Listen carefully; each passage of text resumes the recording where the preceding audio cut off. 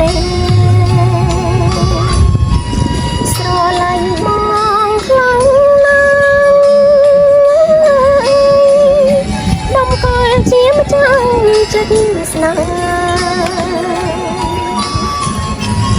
ចិត្តអូនស្មងងិនព្រួយប្រែធ្វើយ៉ាងណាក៏ព្រមដែរសូមឲ្យតែប្រងប្រណី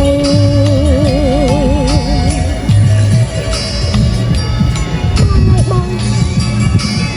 អូនដូចជាមិនយល់សោះមិនដឹងជាហេតុអ្វីបានជាបងចេះតែគិតមកពីអូនរាល់ថ្ងៃ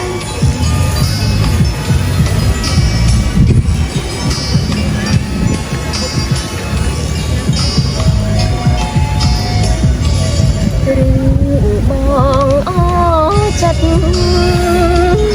លែងគិតអាណិតស្រីបានជាស្ងៀមមិនស្ដីគ្រប់អ្វីអូនសូមចូលចិត្ត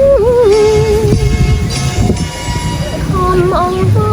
រយូរហើយមិនលឺចំឡើយតវិញអាមចិត្តខំចង់ស្ទុះចាញ់តែចិត្តមួយធ្វើឲ្យខ្លាញ់ស្រឡាញ់តែមួយជាបី